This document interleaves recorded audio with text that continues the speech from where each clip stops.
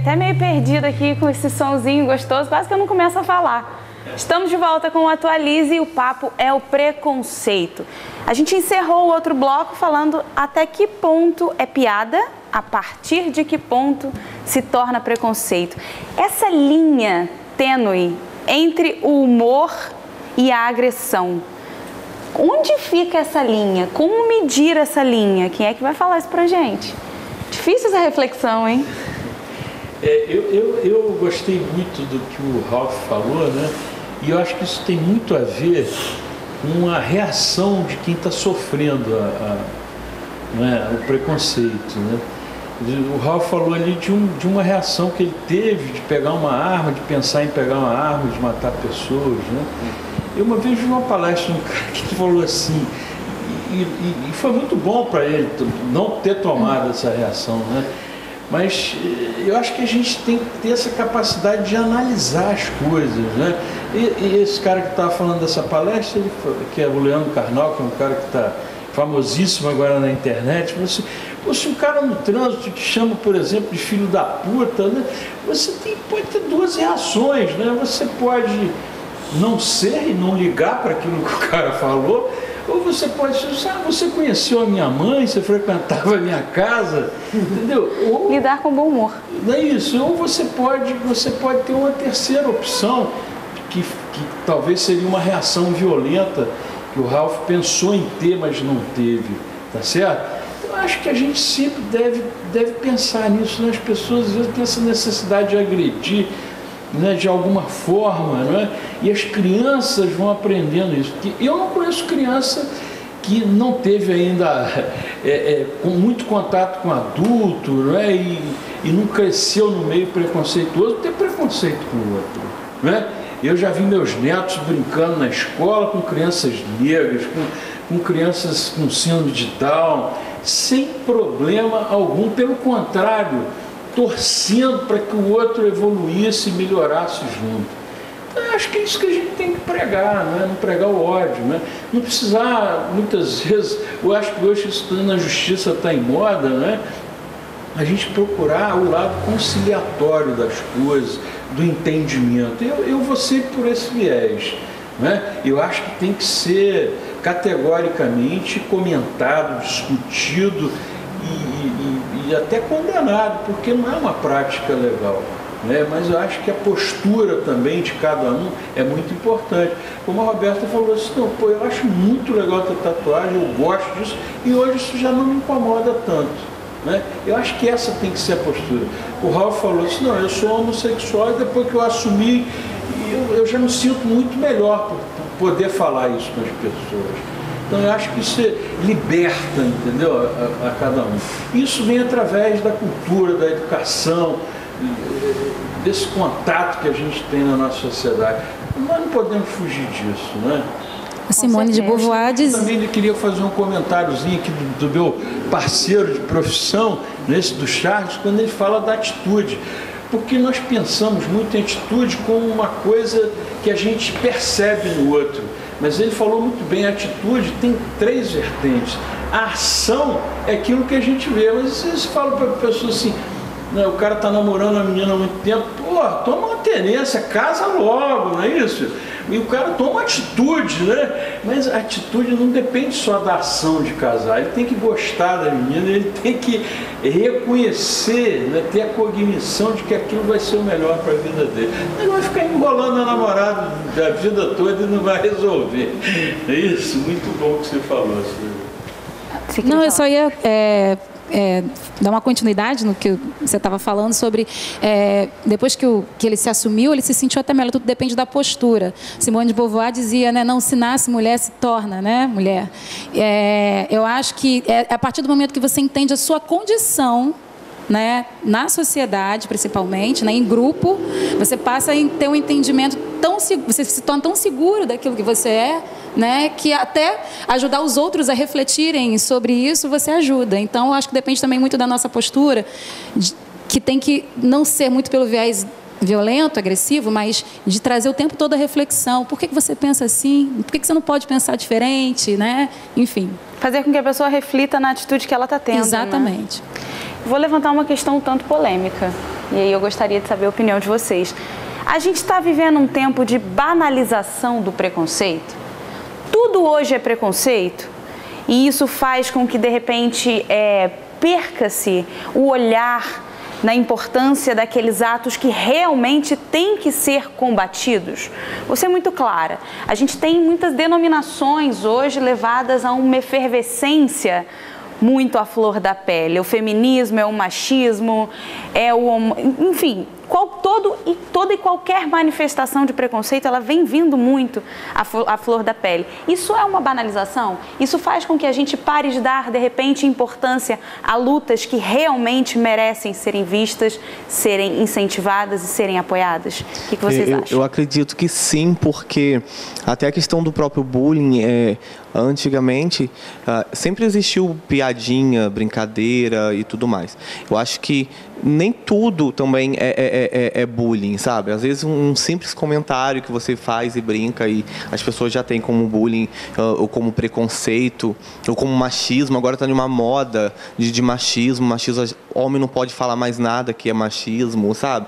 Então, acho que as pessoas às vezes tomam para um caminho muito diferente e começam a fazer guerras, fazer badernas e tumultos, principalmente tumultos, por qualquer situação. E, às vezes, o que realmente precisa de um foco, não tem. Então, assim, você brigar pelo espaço da mulher cada vez mais na mídia, nas empresas, enfim, é uma coisa. Agora, você ir para uma praça pública e querer fazer de novo a queima dos sutiãs e às vezes não brigam por nada. A própria parada gay, eu não frequento parada gay porque eu acho que é uma palhaçada, porque ali não tem ninguém reivindicando nada. É uma minoria da minoria que reivindica. É um carnaval fora de época. Eu acho que para você mostrar e ganhar seu espaço dentro da sociedade, você pode simplesmente fazer trabalhos beneficentes. Uma coisa que eu acho muito legal e que eu tenho um amigo que faz, ele faz trabalhos em um hospital, ele vai todo transformado, sabe? Ele vai de drag queen e faz trabalho no Hospital do Câncer e leva brinquedo em orfanato. Aí uma criança chega na escola, uma escola carente, e ganha brinquedo de um grupo de travestis, por exemplo.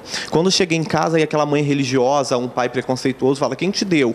Foi umas travestis que foram lá na escola e deu brinquedo pra gente. Levou lanche, brincou, fez uma recreação, enfim. Aí eu falo assim: nossa, um travesti, esse povo foi lá na escola, isso não presta. Aí a criança vai crescer e vai falar assim: como que um travesti não presta, esse tipo de gente não presta, se ele foi lá e fez brincadeira e deu brinquedo, deu comida e foi tão bom, sabe? Então, acho que assim, às vezes, para a gente conseguir conquistar espaços, a gente não precisa nem sair gritando, não precisa queimar pneu no meio da rua, não precisa fechar a escola, sabe? Porque é muito complicado. Agora teve há pouco tempo essa moda das ocupações das escolas. Aí prejudica o professor que precisa trabalhar, prejudica o aluno bolsista que tem que estudar, porque aquele meses que fica parado a escola, lá na frente você vai ter que repor, aí você vai ter que estudar nas férias, por exemplo. Então a gente tem que às vezes focar na coisa certa, porque tem gente que se enfia no meio de uma multidão dessa e não sabe nem por que está ali. Viu a fila e entrou na fila. Um dia desses eu estava vendo uma matéria falando e um cara perguntou: você sabe o que é PEC? O que significa a sigla PEC? E a pessoa não sabia, mas estava enfiado fechando uma escola e não sabia nem o que era PEC. Foi no bolo, né? Foi simplesmente no bolo. Uma questão muito interessante, eu estou aqui com muita vontade de falar em relação a isso, porque, na verdade, a gente está falando de uma segunda, terceira idade da criança, né, do adolescente, vamos colocar nesse desenvolvimento humano. Tudo começa na primeira idade. No início, a criança não é uma tábula rasa, ela não é uma folha em branco, né? Desde quando a criança está no útero da mãe, ali no desenvolvimento embrionário dela, e até os meses de vida que ela tem ali no útero da mãe, ela já começa a receber algumas informações que inicialmente ficam um pouco perdidas. Mas um ponto assim, muito importante, e eu vejo assim, muito mesmo no consultório, infelizmente, quando a mãe leva a criança, a primeira fala o meu filho chora muito. E aí entra essa afirmação do machismo, né? O homem não pode chorar. Então, isso começa desde sempre, assim, quando a criança é bem pequenininha, bem bebezinho, ele não pode chorar. Ou seja, Se ele não pode chorar, ele não pode se expressar.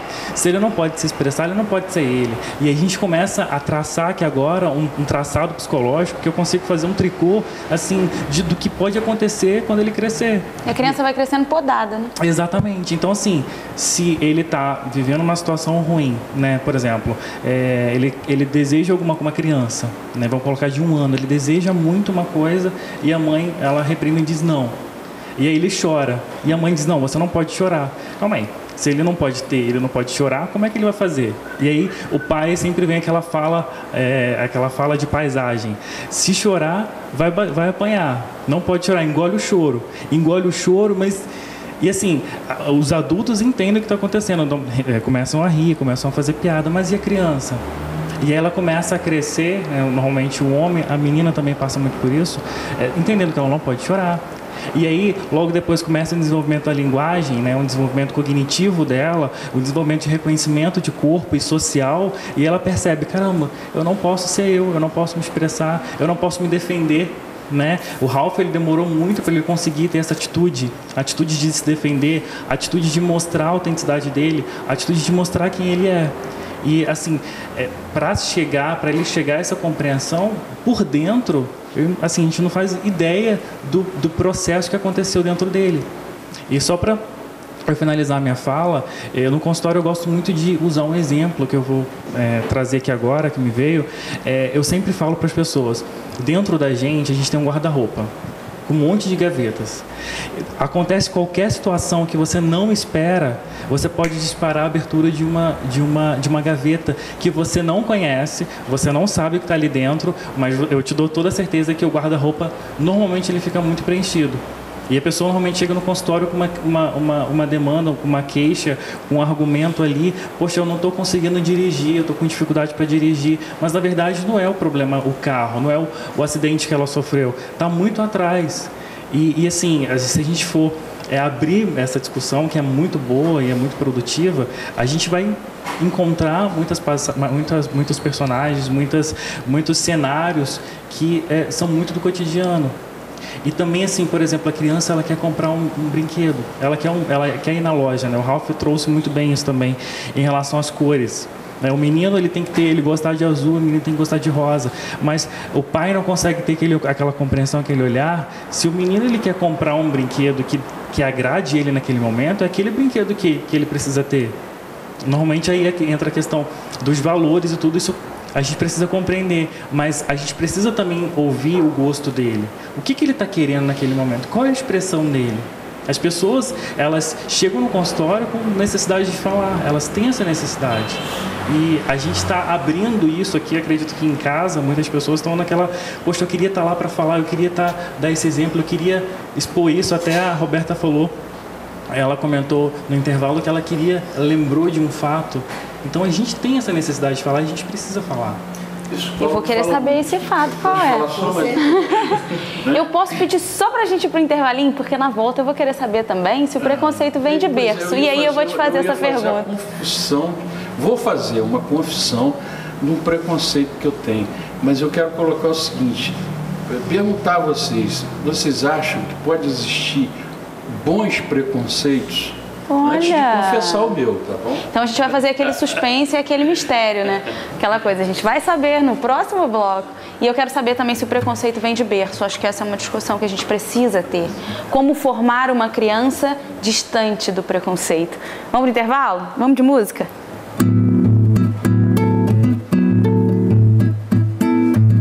Eu preciso do seu amor, paixão forte me domina. Agora que começou, não sei mais como termina. Água da minha sede, bebo na sua fonte. Sou peixe na sua rede, pôr do sol no seu horizonte. Quando você sambou na roda, fiquei a fim de te namorar. O amor tem essa história, se bate já quer entrar, se entra não quer sair, ninguém sabe explicar. O meu amor é passarinheiro, ele só quer passarinhar.